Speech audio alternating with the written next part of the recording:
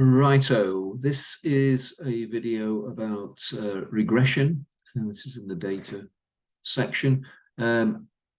Regression basically is something that was just familiar to you in a slightly different form. When you've done previous levels of maths, you'll have done scatter graphs, and you'll put plotted a data pair on a graph, and then you've done a number of those points on the graph, and then you've drawn a line of best fit, which is what sort of your best estimate really of the line that describes those particular points.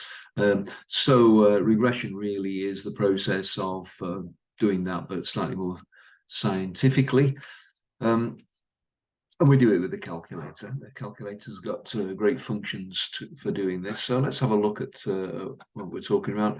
The weight, W grams, and the length, L millimeters, of 10 randomly selected newborn turtles are given in the table below. So we've got all these data pairs which connect the length and the weight. And so see there's 10 there. And then he goes on to say, find the equation of the regression line of W on L in the form W equals A plus BL. Well, this looks a little bit like Y equals MX plus C, and that's exactly what we're talking about, because it is the equation of that line, the line of best fit that you will have drawn previously. But in this situation, what we're actually doing is we're drawing a line of best fit, which sort of minimizes the distances of each of these W's from the line. So it's sort of kind of overall best fit. So if you're not clear about that, go back to the data video on regression. Okay, so we want this equation. Right, so what we do, I mean, now this is an old question actually, so we're given a bit of extraneous information here, which is what we would use basically if we hadn't got the calculator. But so we're going to ignore that, and we're going to just assume that we've got the calculator. And if I can pull the calculator up. Right, so what we do is we go into, well, menu 6 is what we normally need for the stuff that's described in the data section. Menu 6, and then what we want is, well, it kind of gives us a hint here, Y equals A plus BX, so we want option 2. And then we're going to put our data points in there. Now, the X is the explanatory variable, it's called, and the Y is the response variable. So in this case, we are sort of it's a bit of a subjective judgment as to which is which, but we're going to choose the length as being the explanatory variable and W as being the response variable. What that does mean, of course, is that the coefficients of the line will come out correctly in our calculations. So we just go down here, we enter the points. I'm not going to enter all of these. 49, let's see, let's put these in our lengths. Just, I'm going to put the first few in, because I've previously done this, and calculated it on the full set. So there we go. So then we got 29, 32, 34, and 39. So we should put the first 4 in there. And then if we choose an option and we go to 2 variable calculations, will give us lots of information about the mean and the variances and so on. But we want the regression calc. So that's 4. So that's what that brings up. Now, when we put all the data items in, then we would have got something which represents the full set, which is this. So that's just to show you the process of using the calculator. So this is what we've got with those the full 10 sets. And yep, so we've got our A and B values for this regression line. So just looking at how this corresponds, the A is the intercept on the graph. That's a value of minus 60.445, etc.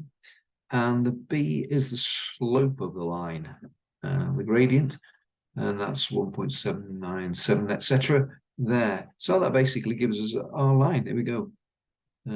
So the weight is equal to, well, this expression here. That's 3 decimal places. So that's quite useful. So we can use that. It says use your regression line to estimate the weight of a newborn turtle of length 60 millimeters. So we are assuming now that this is the relationship. I mean, there's some error with it, isn't it? Because it doesn't predict exactly, because going back to the scatter graph, we can't get everything on the line unless there was such a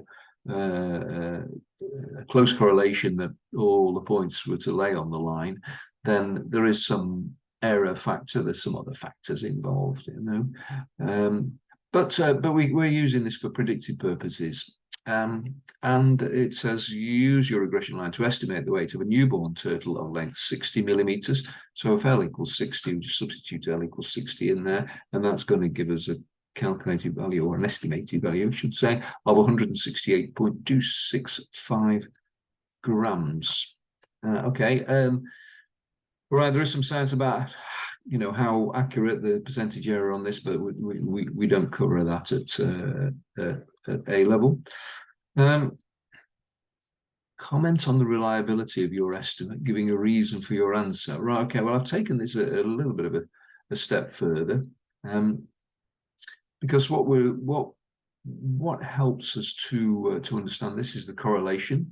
And again, if you're not familiar with that, then go back to the video in the data section that deals with regression and correlation. Because this third parameter here is our correlation coefficient that we've calculated from the data. So it's basically saying how well the line fits the data. We'll always get the calculator will always give us A and B values, but if the data is scattered all around, you might say it's quite difficult if you were doing it by hand to actually choose a line.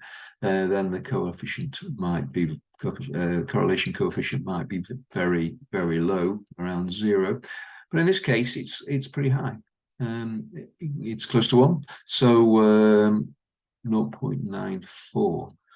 So would we say, therefore, the data is sufficiently correlated to make this equation a useful estimating tool? Well, it's got a high correlation, but the sample is only 10, so we need to test the significance. Again, we covered this in the previous video. So how would we do that? Well, we look at there are ready-made tables for doing this. So we've got a sample size of 10 and a correlation coefficient of 947. We'll just wind down to this table. Okay, so now if we've got a sample size of 10, then we have our degrees of freedom as 2 less, so we don't need to worry about the details of that, but we're actually looking at this 8th row here. And these are the various significance levels.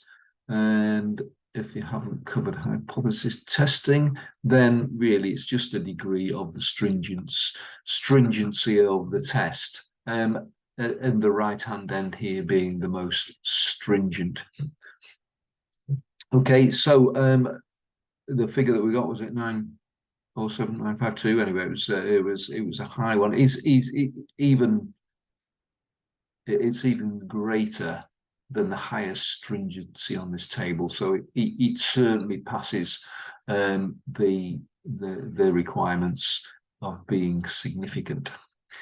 So that is what we would do in order to determine whether or not the regression line is actually useful.